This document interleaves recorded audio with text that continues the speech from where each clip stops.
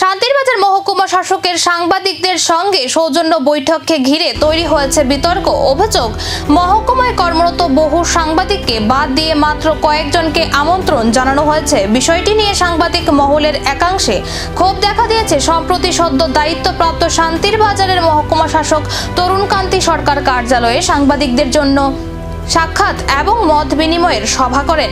প্রশাসনের স্বচ্ছতা, জনসেবা এবং গণমাধ্যমের সহযোগিতা নিয়ে সেখানে আলোচনা তৈরি হয়।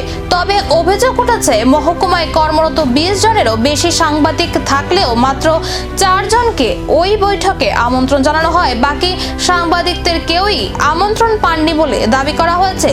একাংশ সাংবাদিকদের বক্তব্য, প্রশাসনের সঙ্গে মত বিনিময়ের বৈঠকে সকল স্বীকৃত ও কর্মরত সাংবাদিককে সমান সুযোগ দেওয়া উচিত। ভবিষ্যতে এ ধরনের বৈঠকে বৈষম্য না করার দাবিও তুলছেন তারা।